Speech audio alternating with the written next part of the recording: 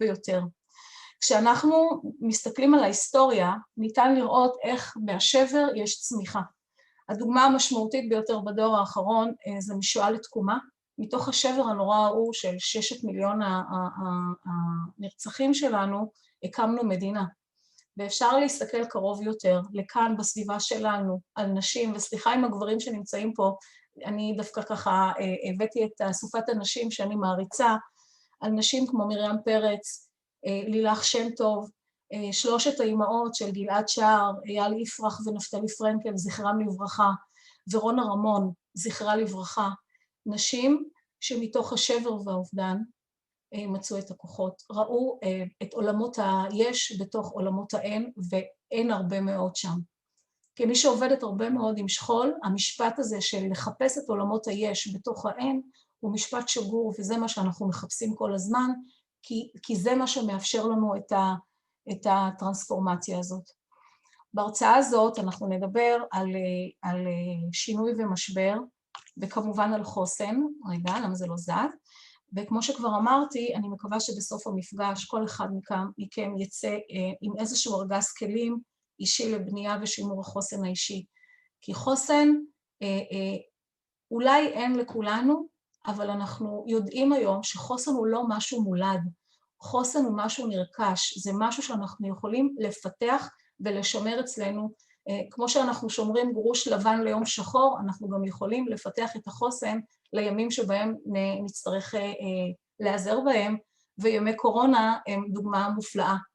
וכמי שגרים ביו"ש, ביהודה ושומרון, מי כמוכם יודע מה המשמעות של לפתח את כלי החוסן במקומות שבהם אתם גרים ועם החוויות שאתם עוברים. אז למה בעצם לדבר על משבר וחוסן? כי מזה 10 חודשים העולם כולו מתמודד עם אירוע גלובלי של וירוס הקורונה. כל רגע אנחנו אומרים, רגע, אנחנו כמעט בחוץ, ועוד פעם מגיעה איזושהי מוטציה ומשאירה אותנו בפנים. אירוע שהכניס את כולנו לסוג של מציאות טראומטית משותפת, ככה אנחנו קוראים לזה, ופגע במציאות חיינו.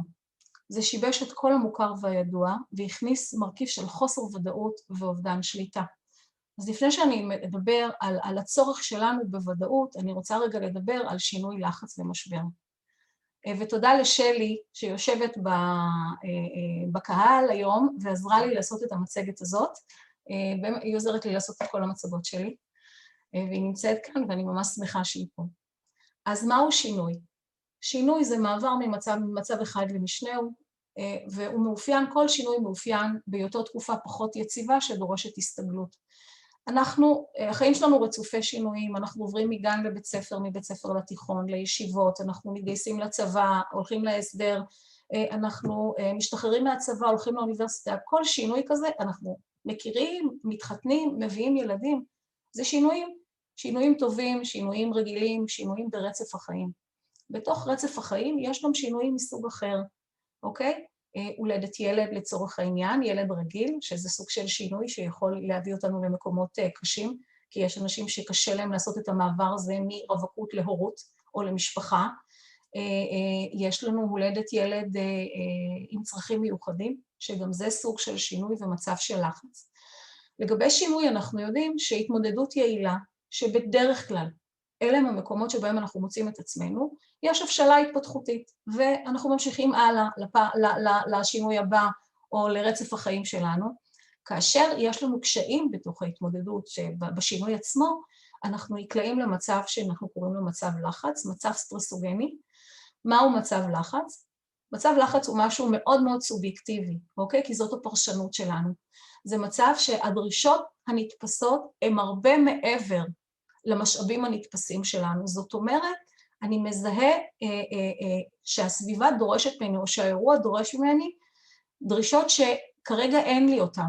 אין לי משאבים לספק את הדרישות האלה. ובכל זאת, הרבה אנשים עוברים גם מצבי לחץ, נכון?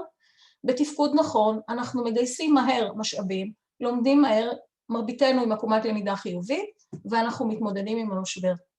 כאשר, עם האירוע, עם הלחץ, כאשר התפקוד שלנו הוא לא אדפטיבי, נוצר משבר. מה המשמעות של תפקוד לא אדפטיבי? המשמעות היא שאנחנו לא מסוגלים לאירוע, אנחנו מסתובבים מתחושה של חוסר קומפוטנטיות או חוסר יכולת להתמודד עם האירוע, ואז מצב הלחץ יוצר משבר. ומהו משבר? המשבר זה מצב זמני של התערערות וחוסר ארגון, וצריך לזכור, זה מצב זמני. זה לא היה לפני כן, זה לא יהיה אחר כך. זה קורה כרגע, ברגע הזה. רק מה? בפרשנות שלנו, כשאנחנו נקלעים למשבר או למצב שהוא מרגיש לנו מעבר לכוחות שלנו, זה מכיל על כל עולמנו, זה צובע את כל העולם. אנחנו לא מתייחסים לזה בכאן ועכשיו, אנחנו לא מתייחסים לזה כאירוע נקודתי שאותו אנחנו צריכים לפתור, אלא אל משהו שצובע את כל חיינו. אני עוצרת שנייה ואני הולכת רגע נגיד לאובדנות. כאשר אנחנו רואים שיש אובדנות, ואני בדיוק מטפלת עכשיו בנערה שבן זוגה פשוט קפץ מהמרפסת, כשאנחנו מדברים על אובדנות, אנחנו מדברים על מעשה סופני לבעיה זמנית, אבל באותו רגע שזה קורה, אני לא חושב שזה זמני. זה כל העולם שלי כרגע. ומשבר מתרחש כשאדם, משפחה, ארגון, קהילה, אוקיי? אנחנו יודעים שיש משברים קהילתיים גם, נקלעים למצב של שינוי קיצוני בשגרת החיים. הדפוסים השגורים שלנו, הטייס האוטומטי שלנו, לא יעיל דיו להתמודד עם המצב החדש. ואם בקורונה עסקינן, אז אנחנו מוצאים אוכלוסיות רבות, אוקיי? הרבה מאוד אנשים שרמת החרדה ורמת הדיכאון עלתה פלאים בתקופת הקורונה, משום שהם הרגישו, או זה בעיקר חשבו והרגישו, שהם לא מסוגלים להתמודד עם האירועים האלה. משבר יכול לקרות בכל זמן ולכל אחד, ואנחנו יודעים שהוא משפיע על כל מעגלי החיים. ואנחנו צריכים לזכור, משבר הוא לעולם תוצאה של פרשנות לאירוע ולא האירוע עצמו. זה מה שאנחנו חושבים על האירוע. ואני שבאה מתוך עולם ה-CBT, העולם ההתנהגותי קוגניטיבי, אומרת, משתמשת בזה וזה לא שלי, שמחשבה שיש לנו על אירוע, מייצרת רגש, והרגש הוא זה שמייצר את ההתנהגות, והוא זה שמייצר את התוצאה. וזה משהו שחשוב לזכור. הרבה מאוד פעמים אנחנו מסתובבים בעולם, ואנחנו נורא מאמינים למחשבות שלנו. רק שהמחשבות שלנו הן לא תמיד עובדות, אנחנו לא עוצרים לשאול את השאלה, האם זו האמת? האם אתה בטוח שהמחשבה זאת האמת? האם יש לך הוכחה במציאות שזאת המחשבה? לא. אז אם אני עומדת מול תאונת דרכים, סתם, לוקחת דוגמה, אם אני עומדת מול תאונת דרכים, ואנחנו עומדים 10 אנשים מול אותה תאונת דרכים, אוקיי? אחד יגיד, זה סוף העולם, מחר זה יכול לקרות לי, השני יגיד, זה באמת נורא קשה, זה ממש דרמטי, והשלישי יגיד, דברים קורים. למה? כי כל אחד חושב אחרת, כל אחד מפרש את מה שהוא רואה בהתאם לתפיסת העולם שלו. אנחנו בני אדם של רציפויות. לפני שאני ככה מדברת על משבר, אני ככה רוצה להגיד כמה מילים על רציפויות. הידיעה שאתמול מנבא את המחר, מאפשרת לנו תחושה של שליטה. יש עונות קבועות, הנחליאלי והחצב מבשרים את בוא הסתיו, העננים מבשרים את הגשם, את החורף, הברק מכין אותנו שתכף יהיה כל הרעם. בתוך החיים שלנו מתקיימים כל הזמן מצבים של חוסר ודאות, אבל יש לנו שאנחנו משמרים איזושהי תחושה של שליטה. הרי אף אחד מאיתנו לא יוצא בבוקר לעבודה וחושב שיכולה להיות תאונת דרכים בדרך, נכון? כי אם היינו חושבים על זה, היינו נשארים בבית. אז יש מרכיב של חוסר ודאות, אבל מה שהקורונה עשתה, בעצם מה שהיא עשתה, היא לא אפשרה לנו להמשיך להגן על עצמנו מהכרה בחוסר השליטה, משום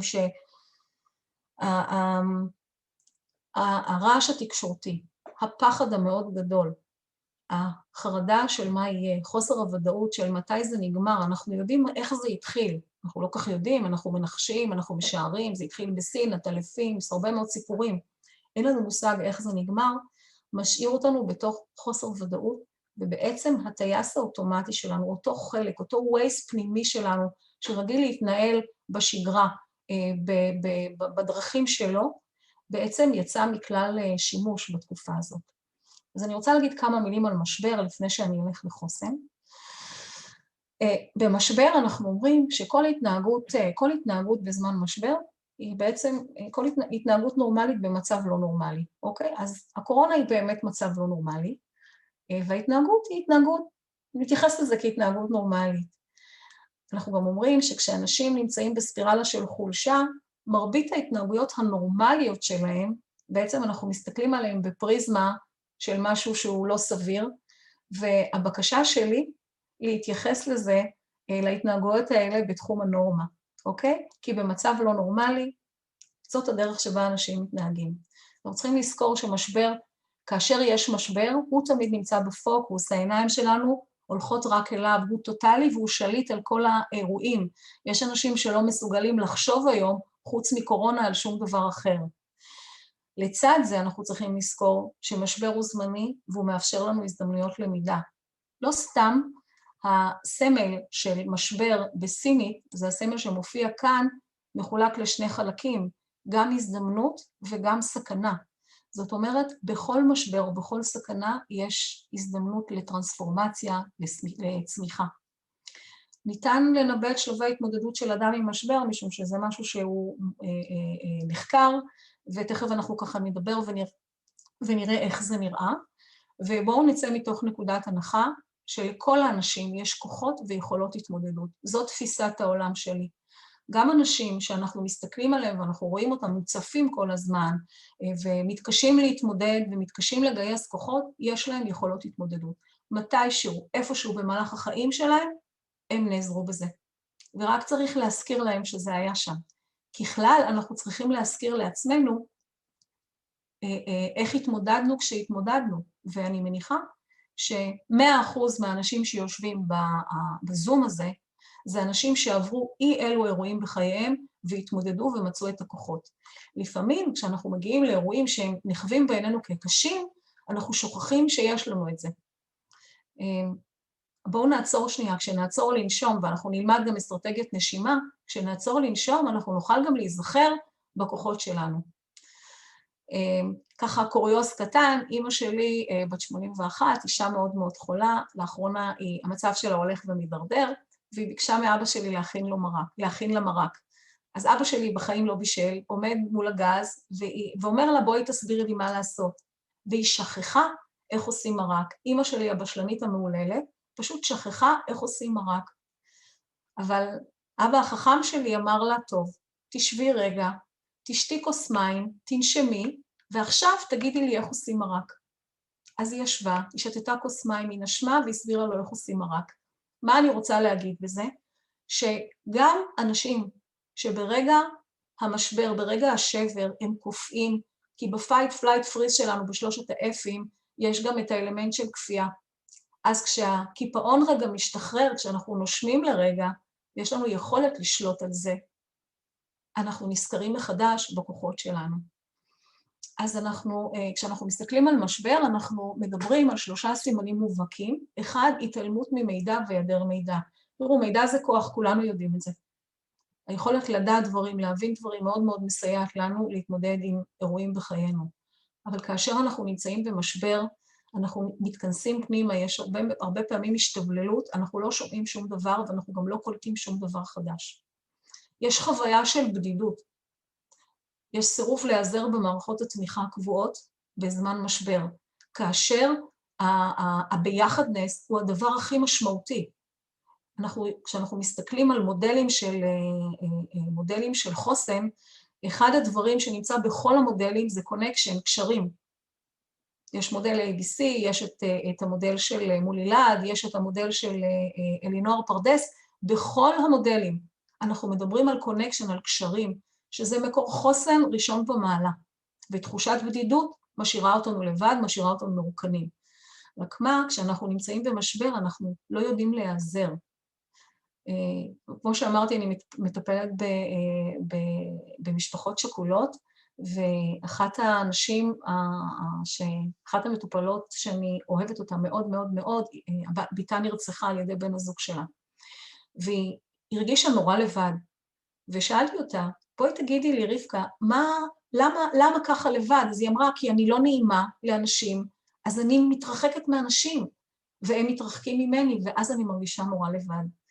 אז מה שאני רוצה להגיד, כשאנחנו רואים אנשים במשבר, ואנחנו רואים אותם לבד, בואו לא נפחד מהתגובות שלהם ונתקרב אליהם, ולא נשאיר אותם לבד. כי הלבד זה לא הדבר שהם צריכים, הם רק באותו רגע לא יכולים להיעזר. הדבר הנוסף שהוא סימן מובהק של משבר, זה באמת התחושה הזאת של אני בדד אנד, אין לי מוצא, וההצמדות היא רק לפתרון אחד, כלומר הפתרון שאני מכיר הוא הפתרון שמתחת לפנס, ובדרך כלל זה הפתרון הלא אדפטיבי. זאת אומרת, אין יכולת לפתוח את האופציות, אין יכולת להסתכל מסביב, הראייה הרחבית נפגמת במשבר.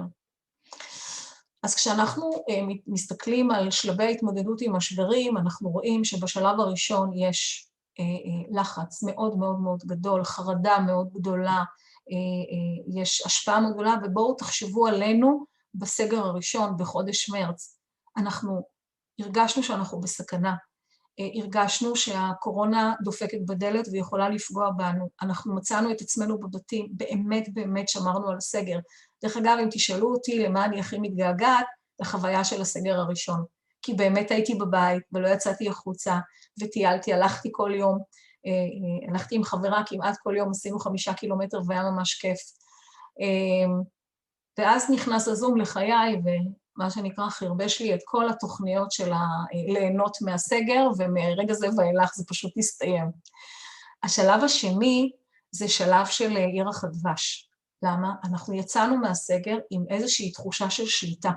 אם אתם זוכרים, כשיצאנו באפריל אחרי פסח, כשישבנו לבד וחגגנו בזום את ליל הסדר, המקרר שלי היה מפוצץ, ואני מניחה שגם שלכם, של מי שיושב כאן, כי תכננתי לארח 35 איש לליל הסדר, ובסוף ישבנו בעלי ואני בזום מול הילדים, ובזה זה הסתיים. אבל יצאנו מהסגר עם תחושה שיכולנו לזה. אנחנו, מה שנקרא, העם הנבחר, מדינת ישראל הצליחה לנצח את כל העולם ולצאת מהסגר הזה מבורכת, מה שנקרא, וחזקה. ואז הבנו איפה אנחנו נמצאים, ואז הגיע סגר שני וסגר שלישי ומוטציות, ואנחנו בשלב ההתפכחות, ובשלב שכבר לא אכפת לנו כלום, ואנשים יוצאים לרחובות, ואנשים עושים הרבה מאוד דברים שאסור להם לעשות. אני מאמינה שאנחנו כרגע נמצאים בשלב הזה, בשלב ההתאוששות. השלב של היציאה מהמשבר. זה לא שאנחנו באמת יודעים האם הקורונה, האם החיסונים האלה עובדות גם מול המוטציות, אבל יש לנו תקווה, אפרופו תקווה. יש לנו תקווה שאנחנו נהיה בסדר, ולכן אני מאמינה, אני באופן אישי מאמינה, שזה השלב שבו אנחנו נמצאים, אבל זה לא רק אמונה שלי, כי אני בלב הכי בן אדם מאוד אופטימי, ורואה את העולם במשקפיים בהירות, לא ורודות, בהירות, אבל גם המומחים אומרים שזה השלב שבו אנחנו נמצאים, ובואו נקווה אכן לטוב. אז אני רוצה רגע ללכת למה קרה לנו בזמן קורונה. מה שקרה לנו זה שאנחנו יודעים איך מתנהלים בחירום. עברנו את מלחמת המפרץ, עברנו את לבנון, עברנו את צוק איתן, אנחנו יודעים איך מתנהלים בחירום. טוב יותר, פחות טוב, אנחנו יודעים. יש לנו ממ"דים, מרחבים מוגנים, אנחנו יודעים לאן ללכת. רק שבקורונה שום דבר לא היה ברור. ושוב אני חוזרת לכל הנושא הזה של אובדן רציפויות, שהידע הקודם שלנו לא באמת עזר לנו. כלומר, היה כאן מרכיב של חוסר ודאות מלא בתוך המקום הזה, עד שלמדנו מה לעשות. בהתחלה רחצנו ידיים, הסתובבנו עם האלכוג'ל לכל מקום, ריססנו כל דבר, כמובן מסכות אנחנו ממשיכים ללכת, אבל לא באמת ידענו מה קורה לנו. זה המרכיב של חוסר ודאות שפגם מאוד מאוד, פגם בנו, בתחושת החוסן הלאומי, פגם מאוד, עד שהבנו מה אנחנו עושים. מה זה חוסן בעצם? בראש ובראשונה חוסן מורכב משני ממדים. הממד הראשון זה מידת החשיפה לאירוע, והממד השני זה מידת ההסתגלות לאירוע. אם אני הולכת רגע למשמעות הפיזיקלית של חוסן, אז חוסן זה היכולת של חומר לחזור לעצמו לאחר דפורמציה שהופעלה עליו. בהיבט שלנו, של בני אדם, זה היכולת שלנו לחזור למצב הקודם, לאחר מצב לחץ מתמשך ולהתאושש ולהסתגל לשינוי. אתמול יש בידיעות אחרונות יש מוסף שנשארים בבית, ואתמול כתבה מישהי, כתבה, מה נזכור מהסגר הזה? מה נזכור מהקורונה? מה אתם חושבים שנזכור מהקורונה? האם אתם חושבים שנזכור את הדברים השליליים, או שאולי אנחנו נזכור דווקא את הדברים החיוביים? תרשמו את זה, והייתי שמחה ככה לחזור לזה אחר כך. אז אני רוצה ככה להוסיף ולהגיד שחוסן זה לא תכונה מולדת, אלא היא תכונה נרכשת שאפשר ללמוד אותה באמצעות כמה תהליכים שאנחנו נדבר על זה בהמשך. לגבי חוסן, אומר דוקטור דני חמיאל, שיש תלות בין מספר האירועים שאדם עובר לבין החוסן הנפשי שהוא מפתח. חשיפה למספר קשיים מאמנת אותנו לפתח את אותם כישורים שבונים חוסן. אבל מצד שני, יש גבול לכל תעלול, והחל מגבול מסוים בכמות אירועים שנופלים עלינו, נגיד 5 בערך, המערכת מוצפת ואנחנו מתקשים להתמודד. גם השריר החזק ביותר צריך להוריד מדי פעם את המשקולת. כלומר, אנחנו מדברים על מודעות לשיא היכולת שלנו. ואם אני חוזרת לאותו מודל ABC, שה-C שלו אומר connection, ה-A שלו מדבר על awareness. זאת אומרת, awareness זה המודעות שלנו לכמה, מה שנקרא ל-full capacity, כמה אני עוד יכול להכיל. וברגע שאני מבין שאני מודע לזה, שרגע, שנייה, המכל שלי מתמלא מדי, זה המקום לעצור ולעשות משהו, כדי להרגיע את המערכת, כדי שאני אוכל להמשיך הלאה. אחד הדברים שאנחנו רואים אצל אנשים שהם מתפרקים, זה שהם לא יודעים מתי לעצור. וזה משהו מאוד מאוד חשוב לזכור. היכולת לעצור ולהגיד, זה too much. אני צריך שנייה להתחבר לתחנת דלק, אני צריך להתחבר למקור אנרגיה. אני צריך להתאושש. לתת לעצמי זמן התאוששות ומשם להמשיך. אז מה זה בעצם חוסן? חוץ מאשר היכולת של אדם לחזור חזרה למצב הטבעי אחרי שהוא חווה אירועים קשים. זה יכולת להתמודד עם מצבים קשים, להסתגל למצוקות או לשינויים, זאת אומרת אנחנו מדברים על תחושת מסוגלות וגמישות מחשבתית, להתאושש מחוויות קשות, להתמודד עם החוויות ומה שנקרא לקום ולהמשיך הלאה, קדימה, מה אני צריך לעשות כרגע. עכשיו, זה לא אומר שאנשים עם חוסן לא חווים מצוקה רגשית, הם בהחלט חווים. יכולה להגיד לכם, אני תופסת את עצמי כאדם חסין. אני יודעת גם להתמודד עם קשיים, אני גם יודעת לבכות כשקשה לי. כלומר, לתת מקום לרגש, זה בסדר גמור. ההבדל בין אנשים שמה שנקרא מתמסרים למצוקה הרגשית לבין אנשים עם חוסן, זה לא שהם לא מרגישים, אלא הדרך שבה מתמודדים עם האירועים. חוסן, פיתוח חוסן, זה שימוש במיומנויות שמיד אנחנו מגיעים אליהם, ואני מניחה שכל אחד יוכל למצוא את עצמו ולמצוא את המיומנויות האלה בתוכו. החוסן מאופיין, רזיליאנס, מאופיין בתחושת מסוגלות עצמית, שמאפיינת אנשים בעלי חוסן נפשי. אני רוצה להגיד משהו לגבי זה. אני מניחה שהרבה מהאנשים שיושבים כאן מכירים את מבחן המרשמלו. מבחן המרשמלו זה מבחן שנמשך לאורך שנים, פשוט משנות ה-50 ועד היום, שבחן ילדים לאורך שנים, שמו להם מרשמלו ושאלו אותם, אמרו להם, הנסיין אמר, יש לכם פה מרשמלו, אני יוצא מהחדר, אם תאכלו, תאכלו, אבל אם תצליחו לא לאכול את זה, כשאני אחזור אני אתן לכם עוד אחד.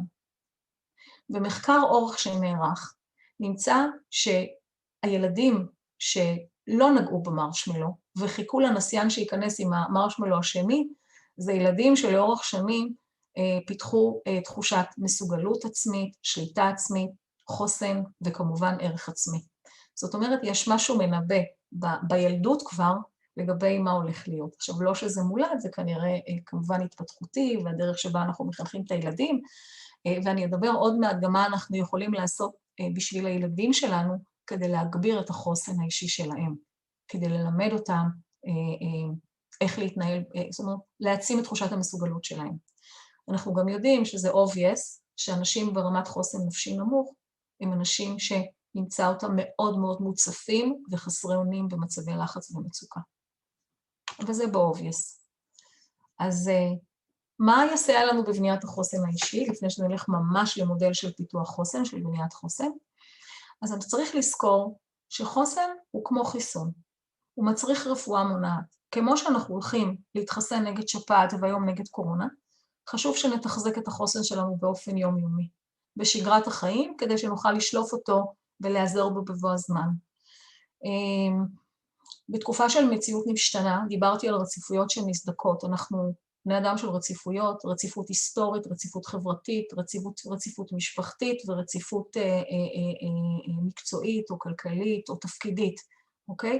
הרבה מאוד מהאנשים שנמצאים אולי פה ואולי במקומות אחרים, אני מכירה אותם באופן אישי גם מהקליניקה שלי, זה אנשים שהרציפות התפקידית שלהם, המקצועית שלהם, נסדקה לחלוטין. זה אנשים שמוצאים את עצמם בחל"ת, או אפילו לא בחל"ת, הם לא עובדים.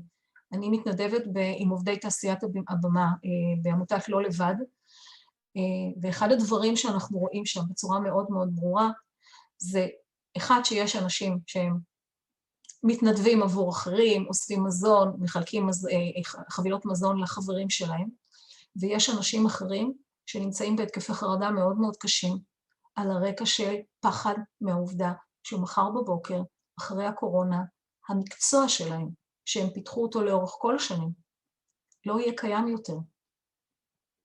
עכשיו, כשאתה מסתכל על זה, אתה אומר, זו אולי חשיבה לא כל כך רציונלית, משום שאנחנו בסוף נחזור חזרה לחיים, ונראה סרטים, יביימו סרטים, ונראה הצגות, ונלך להופעות וכולי.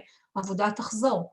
אבל אם היא תחזור להיות כמו שהיא הייתה, לא, שם יש מרכיב של חוסר ודאות, וכאשר הרציפויות האלה נזדקות, אוקיי? עולות רמות החרדה. כשאני מדברת על מרחבים שמתערבבים, תחשבו על זה שאתם עובדים, חלק מהאנשים שנמצאים פה עובדים מהבית.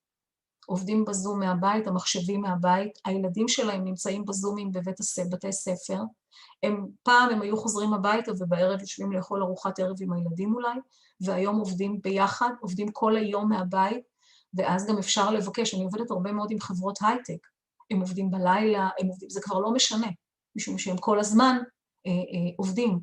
אני רואה אצלי, אני יושבת ומרצה, והנכד שלי היה פה לפני כמה ימים כשהרציתי, וכל רגע הוא דופק לי בדלת. בחיים לא קרה דבר כזה.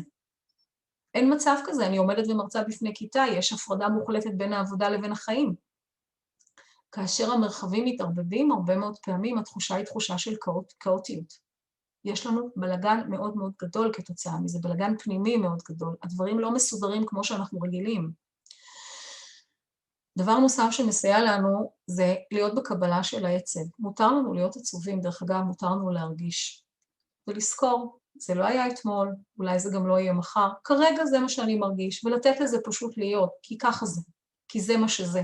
או כמו שאומרת דוקטור אתי אבלין, ככה זה, ככה זה קורה. לתת לגיטימציה למנעד הרגשות שלנו. לא לפחד מזה. למפות אל מה יש לי שליטה, ולהפסיק להיאבק על מה שאין לי שליטה. אנחנו מדברים על מעגל ההשפעה ומעגל הדאגה. אני יכולה לדאוג האם החיסון של פייזר יעיל בפני המוטציה הדרום-אפריקאית. האם זה יעזור לי? לא. אז אין לי שליטה על זה. אז על מה כן יש לי שליטה? יש לי שליטה על מה שלי, על הדרך שבה אני מתנהלת. אני אוהבת נורא להשתמש במשפט שאני מניחה שכולם מכירים אותו, הכל קבוע מראש והרשות נתונה. יש דברים שאין לי שליטה עליהם, זה לא קשור אליי, זה נקבע. מאיפשהו זה נקבע. מה אני עושה בתוך הסיטואציה, זה כבר תלוי בי. וזה החוסן שלי. לדעת לעשות את ההפרדה הזאת. דיברנו על פסק זמן, על רגע לעצמי, ובסוף אנחנו ככה נדבר קצת על רגע לעצמי, מה אנחנו עושים, ויצירת אסטרטגיית יציאה מתוך המקום המשתק. כי לא יעזור לי שאני אהיה רק בתוך המקום משתק. אני כל הזמן צריך לפתוח את האופציות ולראות לאן אני הולך מכאן. עבדתי הרבה שנים עם אנשי הרכבת הקלה בירושלים, שנחשפו להרבה מאוד אירועים קשים ברכבת הקלה, פיגועים, כמעט פיגוע, כמעט ונפגע, כמעט ונדרס וכאלה. ואחד הדברים שהם אמרו שמה שעוזר להם להמשיך הלאה, הם נעצרים מול האירוע הקשה, ואז עוברת להם מחשבה בראש, ועכשיו מה אני צריך לעשות. זאת אומרת, קדימה. וזה מאוד עוזר לנו. גם דוקטור פרחי, שמדבר על התמודדות במצבי משבר ובתוך טראומה, אומר, או קורא אירוע, אוקיי, קדימה, מה אני צריך לעשות עכשיו? ואלה מתמודדים ולא נכנסים לפריז, התפקיד שלהם בתוך האירועים האלה זה להפעיל את אלה שכן נמצאים בפריז. כי בסופו של דבר אנחנו קהילה, ואנחנו שומרים, התפקיד שלנו זה באמת לשמור אחד על השני, אנחנו לא חיים, זה לא שאנחנו חיים לבד בעולם הזה, אנחנו חיים בתוך קבוצה. כדאי שנשאל את השאלות האלה את עצמנו, אני ככה נותנת איזה 2 דקות, דקה אחת על המסך, 2 דקות זה הרבה בזום, אני משאירה את זה על המסך, זה שאלות שכדאי לשאול את עצמנו, זה שאלות שבעצם מספרות לנו את סיפור החוסן שלנו, מי אנחנו. כמה אני נהג בחיי, כמה אני לוקח אחריות על הדברים שאני עושה, או כמה אני עסוק בכיתורים, כמה אני עסוק בלהסתכל כל הזמן על הסביבה ולקנא, או אולי אני לומד מהסביבה. האם אני לוקח אחריות או שאני נוטה להאשים, מה שנקרא העולם אשם. אני דווקא בסדר. האם אני מפרגן, יש לי יכולת להגיד לאחרים כל הכבוד, לפרגן? להרבה מאיתנו אין את היכולת הזאת. כי אם אני מפרגן למישהו, זה אולי לוקח ממני. אז בואו נשים לב, כי אנשים שעושים את זה, זה אנשים עם חוסן. ואחרון חביב, שמשהו שהוא מאוד מאוד חשוב, האם אני מבזבז אנרגיה בניסיון לשנות אחרים, במקום להשתנות בעצמי? אני בת 60, אני מסתובבת בעולם הרבה מאוד שנים, שנים רבות מטפלת. עוד לא פגשתי בן אדם אחד שהצליח לשנות מישהו שלא רצה להשתנות. האחריות היא רק עלינו. אני רוצה להשתנות, אני אשתנה.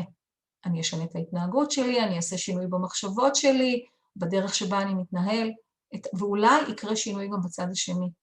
אני לא יכול לשנות את האחרים. אני מדברת מהר מדי, מישהו ככה רוצה לשאול משהו, או שנשאיר את השאלות לאחר כך. מה את אומרת, יסמין? מיכל? נראה לי בסדר. אוקיי. מצוין, נראה לי אם יש שאלות, תכתבו בצ'אט, אז זה מצוין הקצב. גם כותבים פה, מצוין הקצב. הקצב מצוין, יופי. בסדר, כי אני נוהגת לדבר מהר, ותמיד בהרצאות עוצרים אותי, אומרים, רגע, לא הספקנו לכתוב, אבל פה לא כותבים. כן, בזום זה טוב. בזום זה טוב, כן. כשאנחנו ככה מסתכלים על מעגלי החוסן, אנחנו רואים שמעגלי החוסן, כל אחד ככה מצייר את מעגלי החוסן, וזה ככה הדברים שאני אוהבת לעבוד איתם, בראש ובראשונה ערך עצמי. מי אני, כמה אני אוהבת מי שאני, כמה אני צריך שיעריכו אותי, כמה אני צריך שיאהבו אותי, כמה אני אוהב אותי. הנושא של מסוגלות עצמית, והנושא של שליטה עצמית. כמה אני מאמין שאני מסוגל להתמודד עם אירועים שקורים בחיי, כמה אני יכול לשלוט בסיטואציה, כמה אני יכול לשלוט על התגובה שלי, כמה אני יכול לבסט את התגובה שלי. שני המעגלים הנוספים זה מעגל ההשתייכות, ואנחנו מדברים על קהילה, משפחה, אוקיי? אנחנו לא לבד בעולם הזה. והאחרון זה המשמעות והזהות שלנו. אני אמרתי לכם, אני מתנדבת בצבא אחרי שפרשתי במשרד ראש הממשלה, אני תמיד מוצאת את אותם מקומות שבהם אני יכולה להכניס משמעות לתוך העשייה שלי.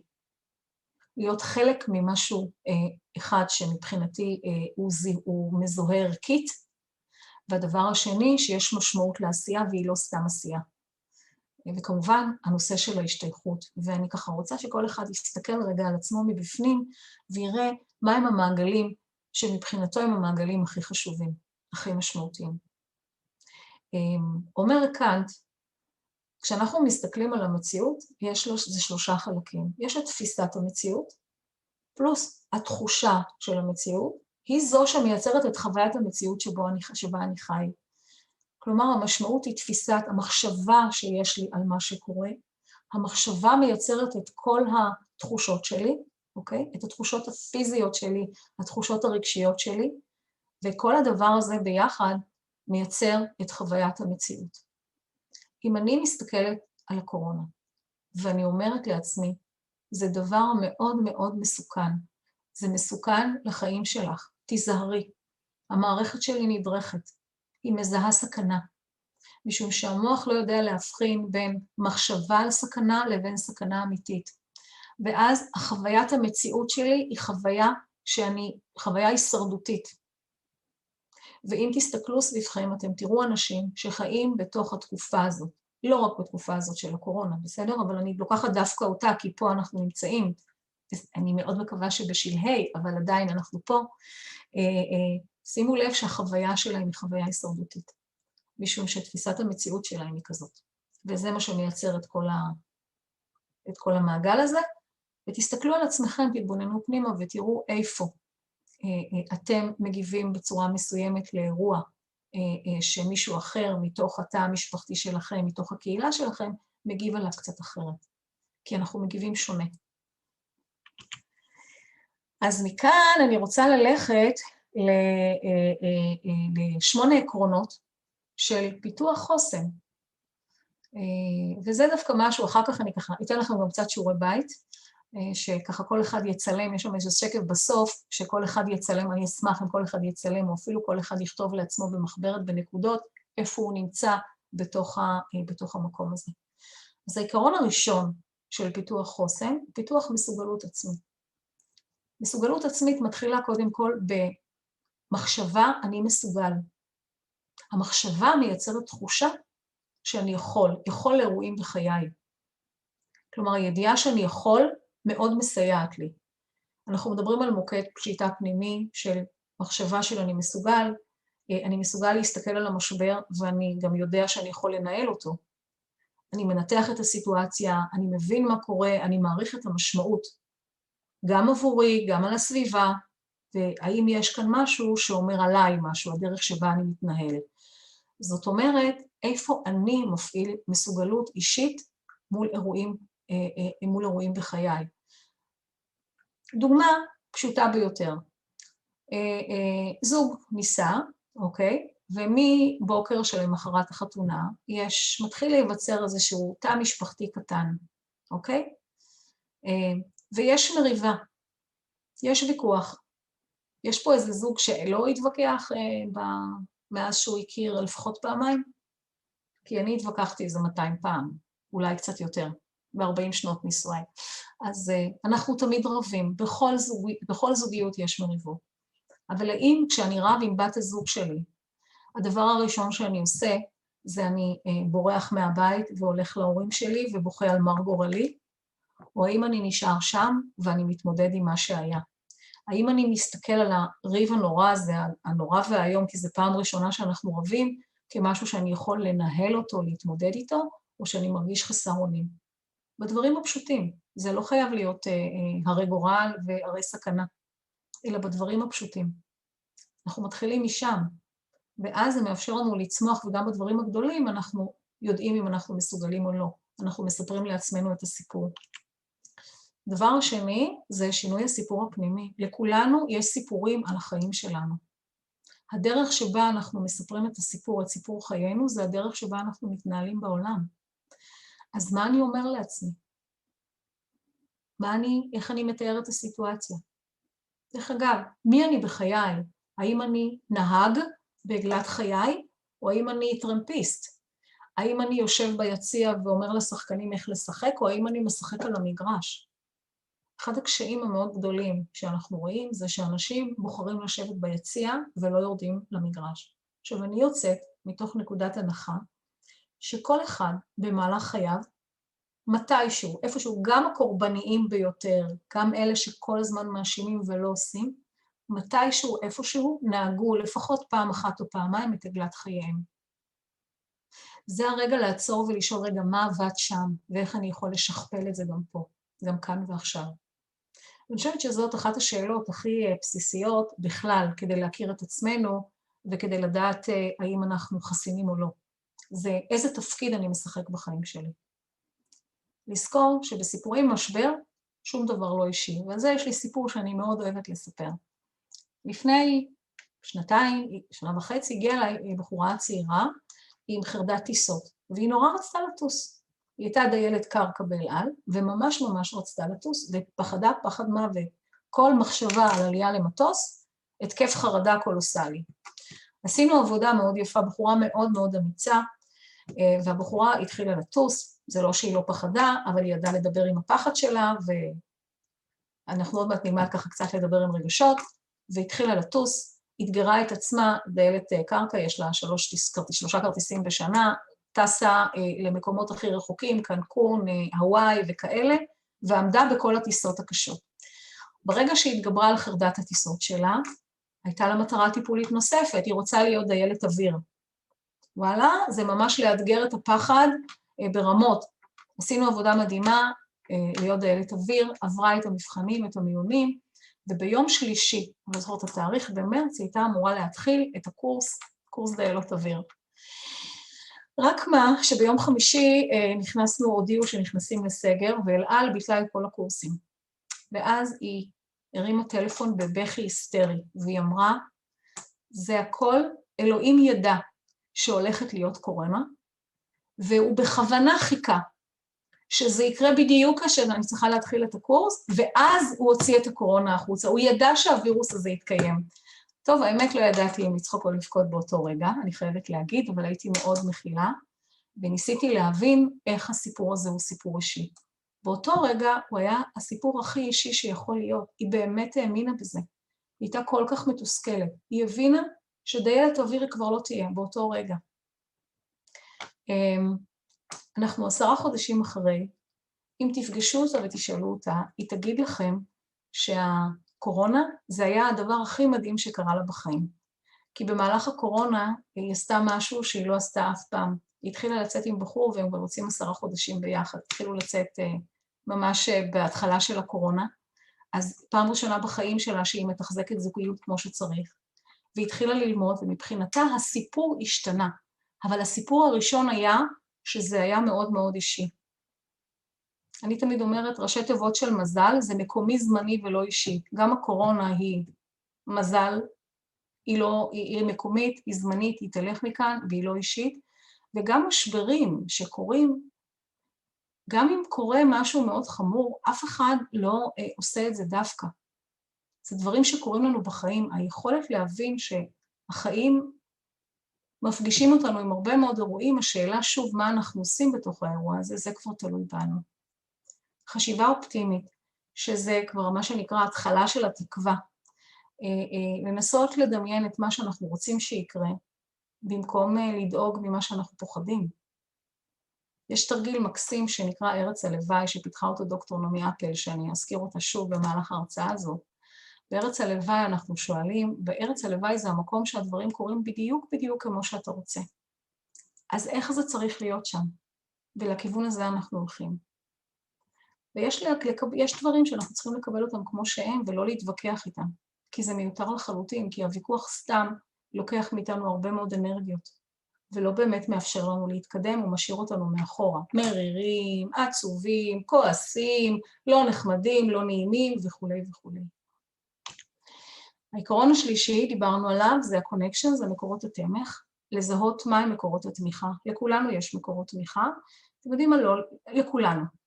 גם אנשים שנמצאים בחוויית בדידות מאוד גדולה, יכולים למצוא איזה אדם אחד שאכפת לו ממנו, או מישהו שהוא יכול לפנות אליו, רק כמו שאמרנו, בזמן משבר, או כשאנחנו נמצאים במקום מאוד מאוד נמוך, אנחנו לא פוחדים לבקש עזרה, או לא מרגישים אפילו יכולת לפנות לקבל עזרה, או כי אנחנו לא נעימים, או כי אנחנו לא נחמדים, או כי אנחנו מביאים איזה משהו שלילי, או כי אנחנו פשוט לא סומכים. זה רגע מאוד מאוד קשה. אז לשמור על קשרים טובים עם אנשים משמעותיים לנו, ולא לפרק קשרים. אני צוחקת, בדיוק הבוקר דיברתי עם חברה שלי, היא אמרה לי, איפה נעלמת? אמרתי לה, יש לי תחושה שאחרי שהקורונה תיעלם מהעולם, אני אשאר בלי חברות. אז היא אמרה לי, אף אחד מאיתנו לא תנטוש אותך, אל תדאגי לזה, אבל כאילו הקורונה הזאת קצת שבללה אותנו, קצת הכניסה אותנו פנימה לתוך עצמנו, כי אנחנו לא נפגשים, כי יש חוסר בקרבה וכו', עוד המון דברים שקרו שם. אז לא לשכוח, לשמר את הקשרים עם משפחה, עם חברים, עם חברים לעבודה. להיות בראש פתוח, אוקיי? החוכמה לא נמצאת בכיס אחד, היא נמצאת אצל הרבה מאוד אנשים. היכולת להתבונן ולראות איך אנשים מתמודדים מאוד עוזרת לנו לפתח את אסטרטגיות ההתמודדות שלנו. אנחנו לא יודעים הכל. אנחנו יודעים את מה שאנחנו יודעים. ולפעמים זה לא עובד. אמר איינשטיין, טמטום לעשות כל יום את אותו דבר ולצפות לתוצאה שונה. נכון, לפעמים הדרך שאנחנו מכירים, הדרך הרגילה, שמבחינתנו היא דרך המלך, ככה אנחנו הולכים, לא עובדת ברגעים מסוימים, ברגעים קשים. אז לא נתבייש, בואו נסתכל על אחרים, זה לא להעתיק. אנחנו לא מעתיקים במבחן. זה מבחן החיים. אז מותר לנו גם ללמוד מאחרים. לאפשר לרגשות לעלות לפני השטח ולהביע אותם, לא לפחד מרגשות. דיברתי על זה קודם, אני אזכיר את זה, אני מניחה עוד פעם. לתת להם להתעורר, רגשות מספרים סיפור, להקשיב לסיפור, לא לפחד. יש להם סיבה למה הם מגיעים. ובמידה שאנחנו מרגישים שממש ממש ממש קשה, והאירוע גדול עלינו, אז עזרה מקצועית. אין קהילה שלא מאפשרת עזרה מקצועית. בין אם זה רופאים, בין אם זה מטפלים, בין אם זה רבנים. ולא להתבייש. כי המחיר שנשלם אחר כך, אם לא נפנה לעזרה מקצועית במידת הצורך, הוא מחיר הרבה יותר גדול. תחושת משמעות שדיברתי עליה, אמר ניטשה וגם פרנקל, אבל ניטשה היה הראשון, זה אני אומרת לכם בוודאות, מישהו שיש לו בשביל מה לחיות מוכן לשאת כמעט כל איך. אז בואו נסתכל על הערכים שלנו, מה חשוב לי בחיים, מה הערך הזה של האירוע בחיים שלי ושל האחרים. שימו לב, הראייה היא לא ביסלי, קינלי, פרילי, אלא קניידלך, מיידלך, היא להסתכל על הסביבה. אנחנו לא חיים לבד, אנחנו חיים בתוך קבוצה, בתוך קהילה. אז מה הערך של האירוע הזה בחיים שלי ושל אחרים, של המשפחה שלי, של החברים שלי? לבחון מה התפקיד שלי עבור אחרים. ארווין יהלום מדבר על רעיון האדוות. הוא אומר, הוא עובד הרבה מאוד עם נוטים למות, ואנשים פוחדים למות. והוא אומר, רעיון האדוות זה בעצם מה אני משאיר אחריי, מה הייתי רוצה שיזכרו ממני, מי הייתי עבור האחרים. אז אני אומרת כאן, לא מי אני אהיה עבור אחרים, אלא מי אני עכשיו עבור אחרים. זאת המשמעות, זה הדבר שאני מטביע את החותם שלי בעודי בחיים עבור אחרים. מה הייתי רוצה שהילדים שלי ילמדו ממני? מה הייתי רוצה להנחיל הלאה? ומה התרומה האפשרית של האירוע לסביבה הקרובה? עכשיו, מהניסיון, אנחנו נזכור דברים טובים. אנחנו נזכור את הביחד, אנחנו נזכור את הקרבה למשפחה, את השהות עם הילדים, למרות שהם מעצבנים אותנו. כשהם נמצאים בבית כל היום, ואיך אמרה לי יסמין, הם לא ישנים, הם כאילו, הכל התבלבל להם. הילדים כבר לא ישנים בלילה. אולי בשבוע הבא הם יחזרו חזרה לישון, אם הם יחזרו לבית ספר. אנחנו נזכור את הדברים הטובים, כי זה ככה עובד הטבע האנושי, ככה עובד המוח האנושי. אם היינו זוכרים את הקשיים, האבולוציה הייתה נגמרת. תחשבו על אנשים שיושבות כאן. אם היינו זוכרות את חוויית הלידה, את הכאב שבלידה, האם היינו יולדות פעם נוספת? יכול להיות שלא. וכמובן, נושא של אמונה שמאוד מאוד מסייע. העיקרון החמישי, אני מדברת על עיקרון אחד, על 8 עקרונות. אני כל הרצאה אני מוסיפה עוד עיקרון. אז הפעם יש לי 8. העיקרון החמישי זה מציאה ופיתוח הכוחות. מה הסגנון ההתמודדות שלי? האם אני נמנע מתנגד, אוקיי? שזה יושב על ה-fight, flight, freeze שלי? או האם אני פעיל, האם אני יצירתי, האם אני מוכן לקבל את מה שקורה? מה שנקרא acceptance and commitment, מחויבות וקבלה של האירועים. איך אני תופס את עצמי? האם אני בן אדם מותאם? האם אני לוקח סיכונים? האם אני בטוח בעצמי? הכי חשוב, מה עזר לי בעבר כשהתמודדתי? כשאני עומד מול מקום קשה, אני צריך להסתכל אחורה ולהגיד, רגע, מה עזר לי שם? בואו נסמוך על עצמנו, כי יכולנו להרבה מאוד דברים במהלך החיים. גם אנשים שמרגישים חלשים, שיצרו שנייה, יסתכלו אחורה ויגידו, איפה היה אירוע בחיים שבו התמודדתי? אז מה עזר לי להתמודד? להזכיר לעצמנו. היכולת להגיד, לעשות סדרי עדיפויות, להגיד לא. תראו, הרבה מאיתנו קשה להם מאוד מאוד להגיד לא.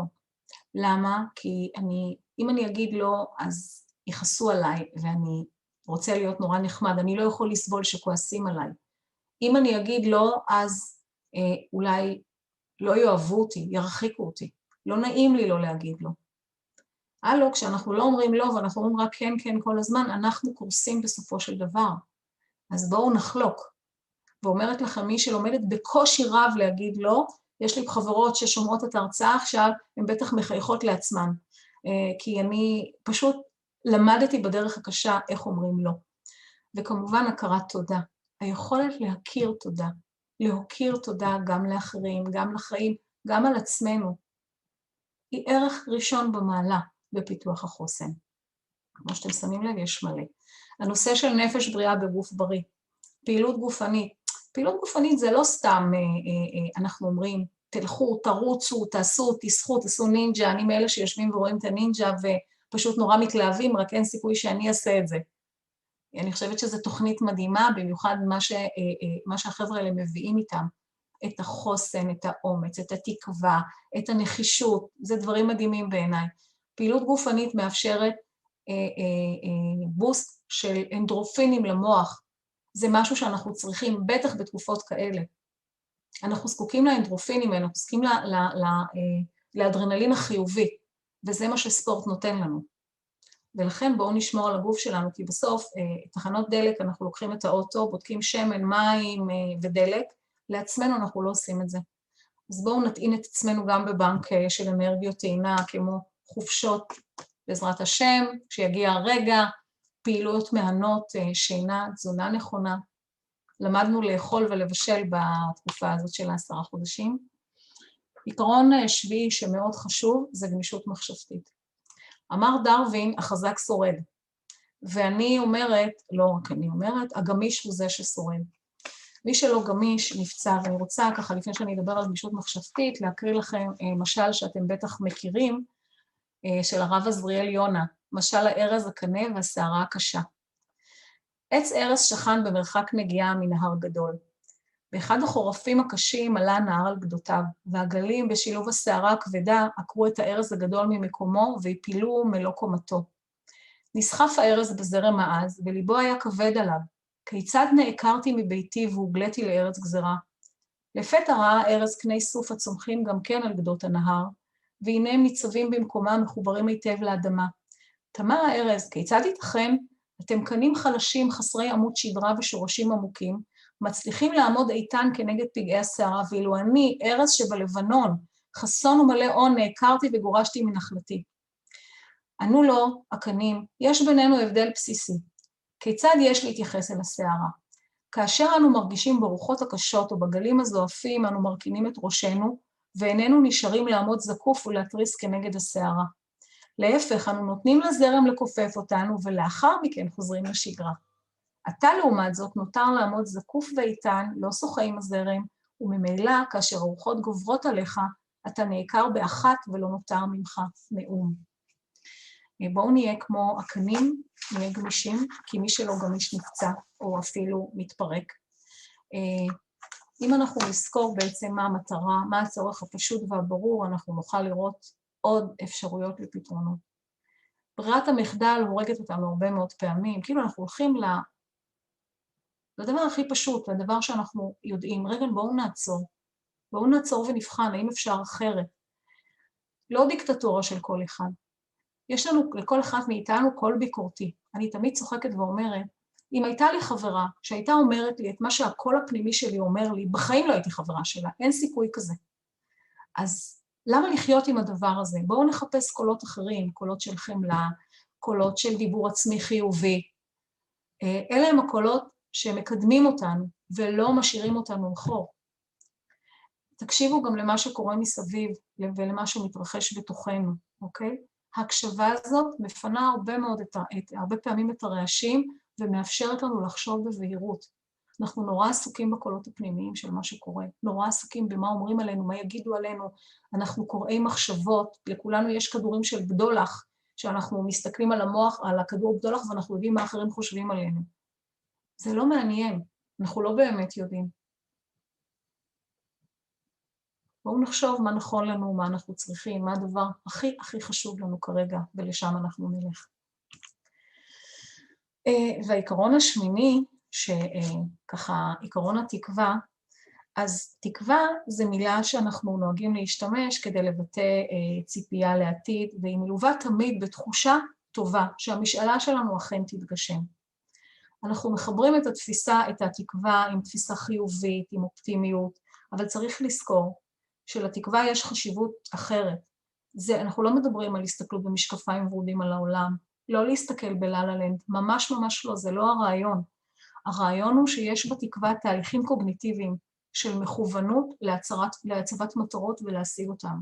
אומר סניידר, שטבע את מושג התקווה, הוא אומר, התקווה, ההגדרה של התקווה, זה חשיבה מכוונת מטרה, שדרכה אנשים מתווים דרכים וכיוונים לקראת השגת המטרה, והם גם מאמינים ביכולת שלהם להתמיד עד מימושה, וזה לוקח אותי לנינג'ה שדיברתי על זה קודם.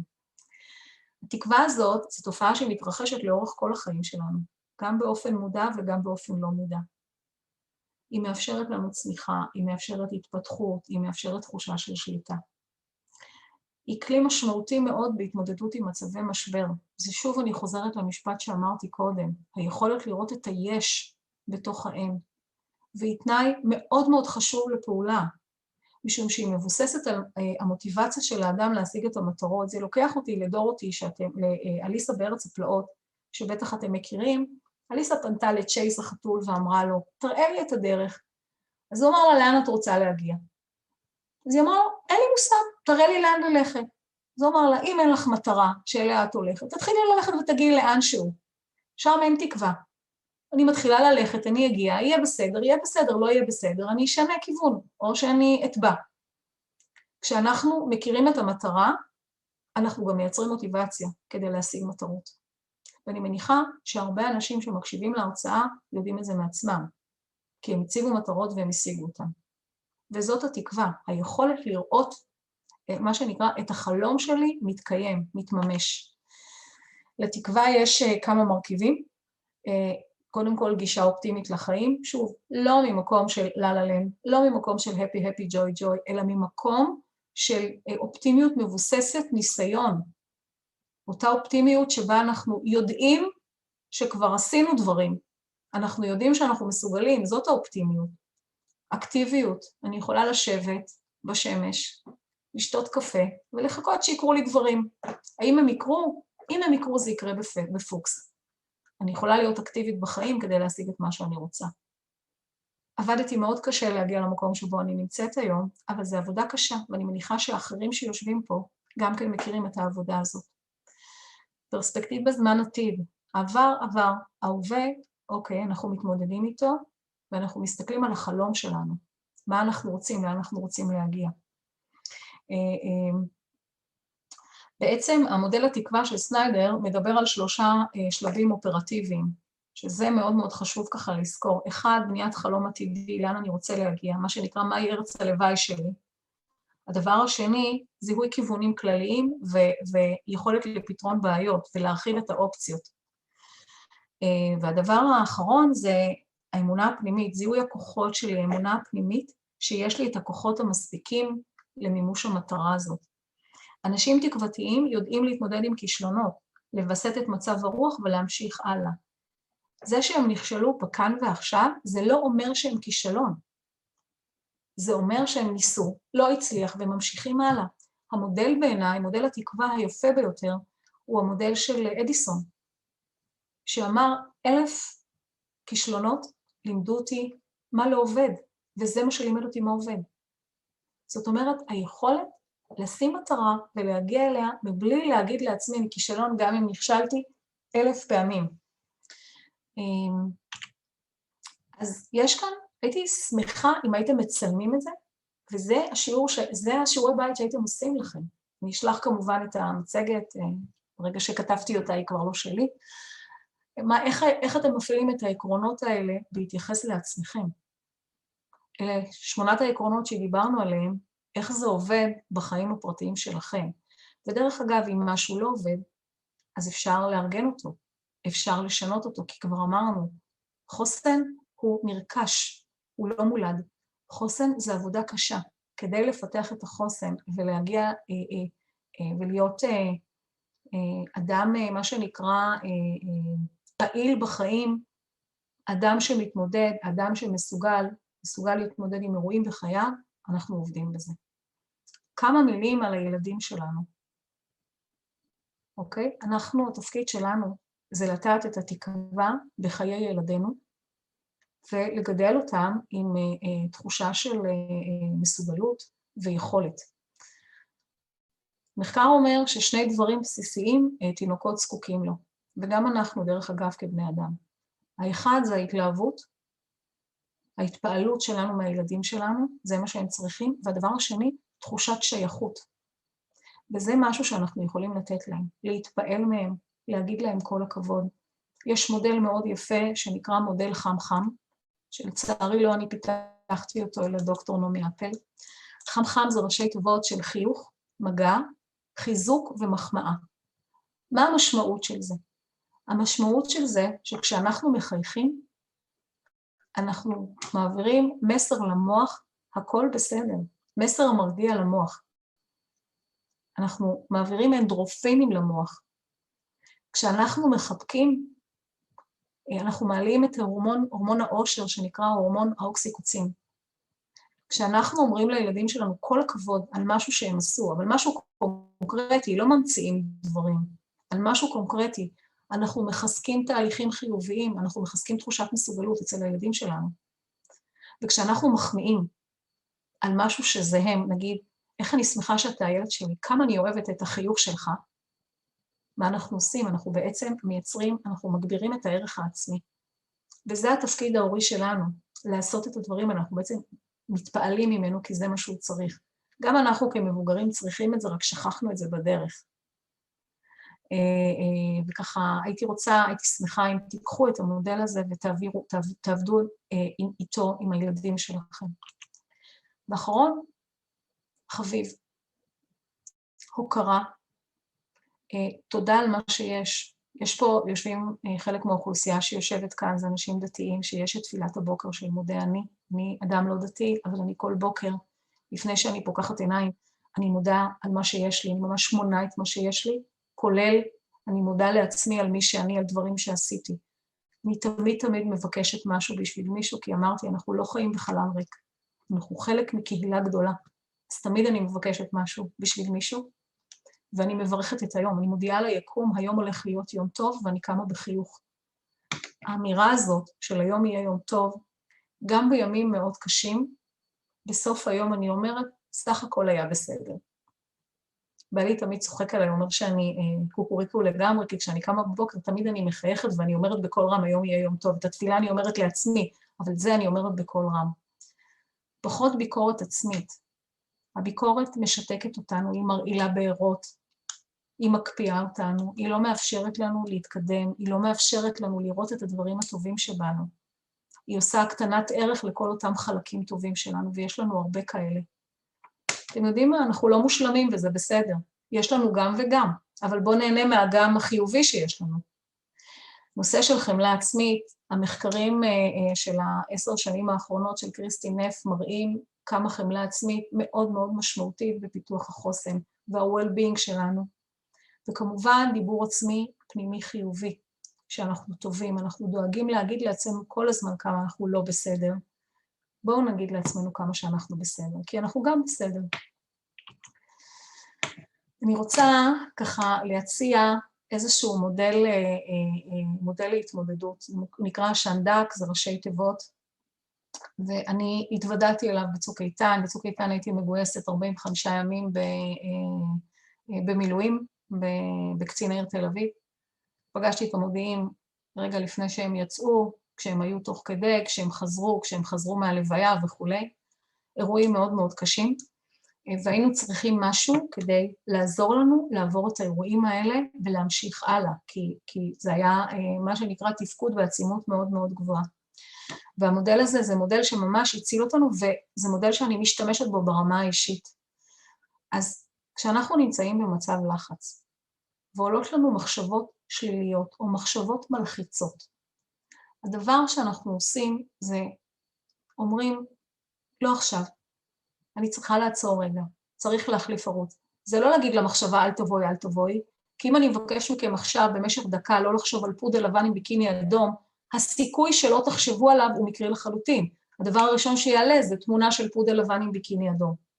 אז לכן אנחנו לא מגרשים את המחשבה, אנחנו רק אומרים, רגע, אני בלחץ, עולה מחשבה של לחץ, צריך להחליף ערוץ, אני צריך לעצור לרגע. לשים לב לגוף, להתמקד בגוף, לקבץ את כל השרירים ולהרפות אותם. זה נקרא הרפאיה ג'ייקובסון, אפשר לעשות את זה שריר, אבל כדי שזה יהיה מהר, אנחנו פשוט מקבצים את כל השרירים ומשחררים. ואז אנחנו נושמים. לנשימה יש משמעות מאוד גדולה. כשאנחנו בלחץ, אנחנו נמצאים בתוך מערכת שנקראת מערכת סימפתטית. זה מערכת של לחץ. כדי לעבור למערכת פרסימפתטית שהיא מערכת רגועה יותר, אנחנו צריכים לנשום, ההמלצה שלי זו נשימת קש, להכניס אוויר דרך האף, להחזיק 2-3 שניות בבטן ולשחרר דרך הפה. לעשות איזה 2-3 פעמים, אוקיי? והמערכת מיד נרגעת. הסיכוי שיתפתח לחץ בתוך מערכת פרסימפתטית הוא קטן ביותר. ואז ללכת לדימוי או דיבור פנימי חיובי, שזה יכול להיות, אני תמיד אומרת לעצמי, אני עושה את המיטב שלי, כשאני נמצאת ברגעים מאוד מאוד קשים, זה לא שלי, מותר לי לשמוח במה שיש לי, כל אחד שיבחר את אותו דיבור פנימי מאזן שהוא נכון לו, כי בסיטואציות שונות אנחנו צריכים משפטים אחרים, ולכל אדם מתאים המשפט שלו. ועכשיו קדימה, כמו ברכבת הקלה, מה אני צריך לעשות כרגע? מה מונח לפתחי? מודל מאוד פשוט. אתם קבוצה גדולה, לא יכולה לעשות את זה ל-145 איש, אבל אני יכולה להגיד שזה מודל מאוד מאוד פשוט, שאפשר לאמץ אותו. ורגע לעצמי, שכל אחד מכם יכין רשימה של 10 דברים שעושים לו טוב. לבחור דבר אחד, שלא תלוי באף אחד, לא במשהו, לא במישהו, שזה המקום הבטוח. לדוגמה, נגיד שאני רוצה, הדבר שיעשה לי כרגע טוב, זה לשבת עם הבת שלי, לדבר איתה שיחה פתוחה. זה לא תלוי רק בי, זה גם תלוי בה. אבל ללכת לבת שלי וללחוש לה באוזן, אני אוהבת אותך, או לתת לה רק חיבוק, זה תלוי בי. אז תדמיינו את המקום הזה, כל אחד יבחר את המקום שהוא נכון לו. כאילו הוא נמצא שם, כאילו הוא עושה את הפעולה הזאת. שימו לב איזה רגש עולה, כשאנחנו חושבים את הפעולה הזאת. איפה בגוף אנחנו מרגישים את הרגש או את החוויה הזאת? ואיזה מחשבה מרחפת לי שם.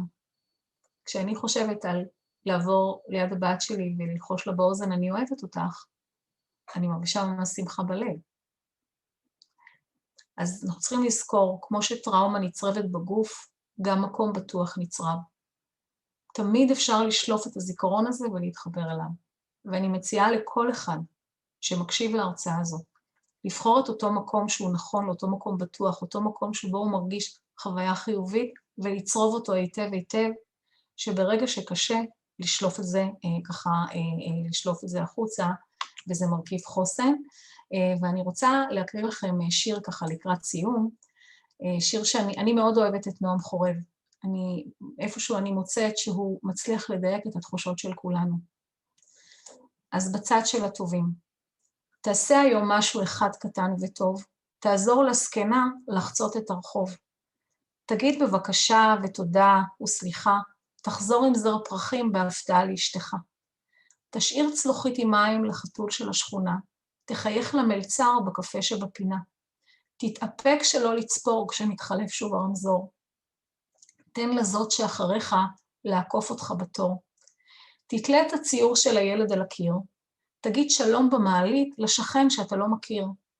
תיתן כמה שקלים לקבצן שבחלון, תפתח בשקט את התיק לשומר של הקניון. תקום באוטובוס לאישה עם התינוק, כשהנהג זורק בדיחה תנסה פתאום לצחוק. תשתדל להיות איש טוב כי אין לנו ברירה, גם אם זה קשה, גם אם חם נורא. תפיץ טיפה של אור היכן שעוד חשוך, לפעמים קוראים ניסים במקום הכי נמוך.